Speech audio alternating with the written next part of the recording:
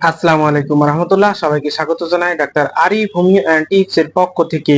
আমি ডাক্তার আরিফ হোসেন আবার চলে এসেছি আপনাদের সামনে নতুন একটি ভিডিও নিয়ে।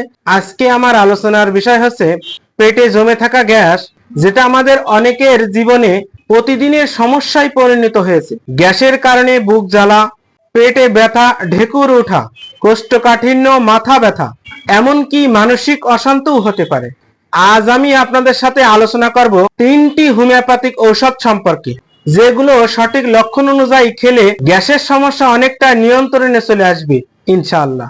গ্যাস হবার প্রধান কারণ: অস্বাস্থ্যকর খাবার, অতিরিক্ত তেল বা মশলাযুক্ত খাবার খাওয়া, অনিয়মিত জীবনযাপন, কোষ্ঠকাঠিন্য থাকা, মানসিক চাপ ও হজমের গোলমাল। এইগুলোই হচ্ছে গ্যাসের সমস্যার প্রধান কারণ। প্রিয় দর্শকবৃন্দ, এতক্ষণ আমরা গ্যাস হবার কারণ, লক্ষণ ও সমস্যার কথা জানলাম। এখন নিশ্চয়ই সবার মনে প্রশ্ন জাগছে, তাহলে সমাধান কোথায়? কোন ঔষধ খেলে এই পেটে জমে থাকা গ্যাস চিরতরে মুক্তি মিলবে?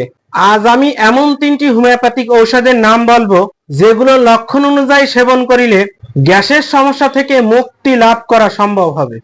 তবে মনে রাখবেন, হোমিওপ্যাথিক ওষুধ সরাসরি না খেয়ে অবশ্যই লক্ষণ অনুযায়ী খেতে হবে, কারণ একজনের গ্যাসের লক্ষণে আরেকজনের মিল নাও থাকতে পারে। তবে চলুন আর দেরি না করে এখন আমরা জেনে নিই কোন তিনটি ঔষধ গ্যাসের সমস্যায় সবচেয়ে বেশি কার্যকর।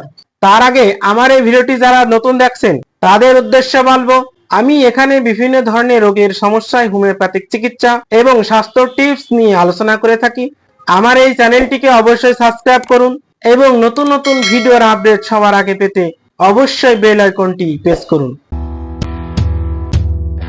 প্রথম ঔষধ হলো কার্বোভেজ।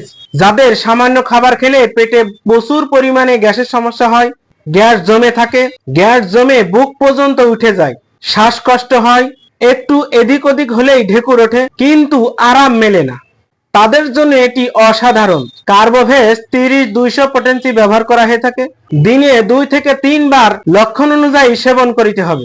এবার আসি দ্বিতীয় ঔষধে। দ্বিতীয় ঔষধ হলো লাইকোপোডিয়াম।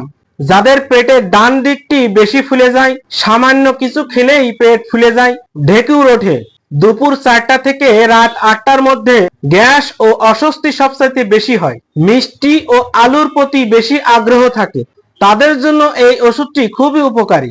লাইকোপোডিয়াম 6, 30, 200 এমনকি উচ্চ শক্তিও ব্যবহার করা হয়ে থাকে। 200 শক্তি 5-6 বড়ি করে সপ্তাহে একদিন সকালে খালি পেটে সেবন করিতে হবে। এবার আসি আজকের শেষ এবং খুব গুরুত্বপূর্ণ ঔষধের দিকে। তৃতীয় ওষুধটি হলো নাক্স ভূমিকা।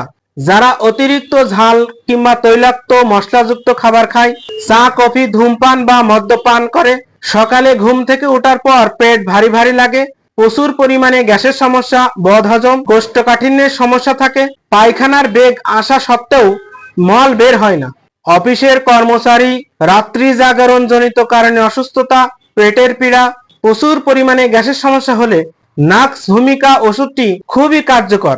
30 শক্তি প্রত্যহ 2 থেকে 3 বার সেবন করিতে হবে। কার্বোভেজ, লাইকোপোডিয়াম ও নাক্স ভূমিকা এই তিনটি ঔষধই গ্যাসের জন্য অব্যর্থ ঔষধ। আজ এ পর্যন্তই।